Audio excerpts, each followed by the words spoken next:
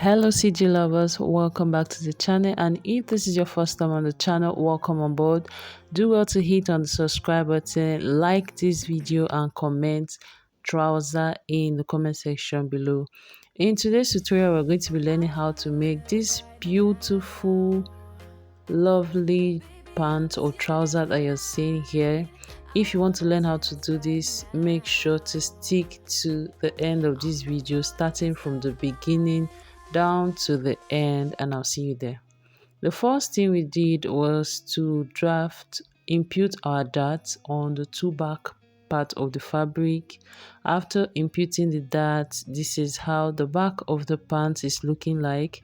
And then now the next thing we're going to be doing is that we're going to be placing a pair of the front pants to a pair of the back pants, and we're going to be stitching the sides using the allowance that we left while we were drafting or while we were using our freehand to cut the pattern.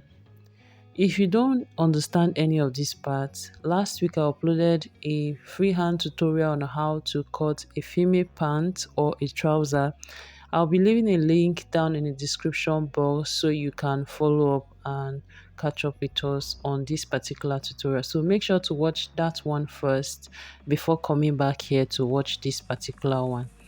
So now we're going to be stitching the side of the front and the back pant together using about 1 inch.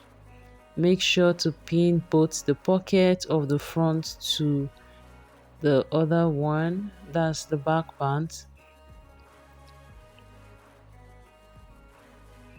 Make sure to place the edges together, matching right sides together, holding each edges and then pinning it down so it doesn't move. So after pinning it down, this is how it looks. Now we're going to be stitching it down with the allowance we left, which the allowance I left for this particular one was about 1 inch. So on the waistline, I'm going to be trimming off the excess, as you can see.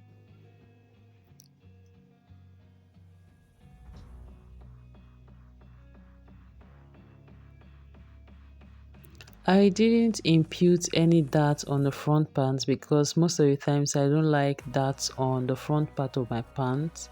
So after pinning it down, now I'm going to be stitching it for you guys to see. We're going to be making use of one straight and continuous stitch until we get to the waist point. If you feel starting the stitch from the waist point down to the hemline will be more achievable for you, you can do that, but I find this particular pattern very easy to make do with, so that's why I'm stitching from the hem down to the waist using the allowance in which I left. So when you get to the edge, make sure to back stitch. After stitching it down, this is how it looks, guys. And also remember that whatever you do for one part of the pant, one leg of the pant, you repeat also for the other. So now I'm going to be cutting every excess thread. Then now I'm going to be matching the edges together. You can see that both the front and the back are not actually equal, but I'm going to match the edges together and stitch the inseam with 1/2 inch. Remember, the outer seam I used 1 inch, but the inseam I used just 1/2 inch because 1/2 inch was just the only allowance I left for the inseam. So I'm going to be making use of that 1/2 inch. So after pinning it towards the crotch part as shown, I'm going to take it to my sewing machine and sew it. I'll sew it down to the hemline, from the crotch point down to the hemline. After I was done, I took it to my ironing board and ironed it.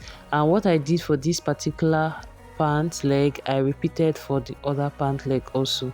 So after ironing it, you can see how neat and clean it's looking.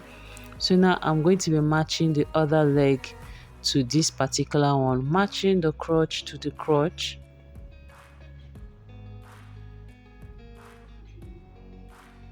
So now I'm going to be turning it inside out. Make sure to turn it inside out before stitching, guys, because if you stitch it this way, you won't really get it. You will make a mistake. While I was recording, I didn't notice that I didn't turn it inside out, so I had to turn it inside out just now so you can see. I turned it inside out. Then I'm going to be matching right sides together, crotch to crotch, pinning the center point to the center point. And then I'm going to stitch it round with just half of an inch. I'll start from one point of the crotch towards the other end. If you don't pin it down, it will be very difficult for you to sew. So please make sure to pin it down so it doesn't move, and then a part of your crotch will be at one point and the other one will be on the wrong part. So just pin it down so it will be easier and faster for you guys to sew.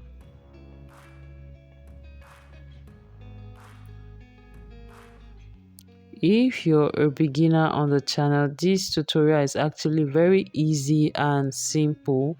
It's very beginner friendly. If you watch it carefully from the beginning of the tutorial down to the end, you will really get a grasp of it, and it will be very easy for you to follow through. So please pay attention and watch till the end. If you know you have gotten to this point and you've not subscribed to the channel yet, auntie, what are you waiting for? Smash that subscribe button right now because I'm waiting for you. Smash that subscribe button, like this video now, and comment pants in the section. Comment pants in the comment section below, or trouser. So after I was done stitching it down, you can see how it looks. So now on the part where I'm going to be placing my side zipper, I'm going to mark about 8.5 inches because that's where my zipper is going to sit. I'll mark that 8.5 inches. Then I'm going to leave from the waist to the 8.5 inches open. Then I'm going to close the rest part of the seam that's open on that upper part.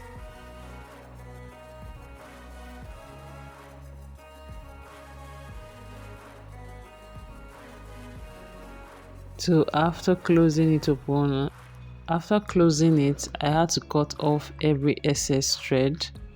So now this is how it looks.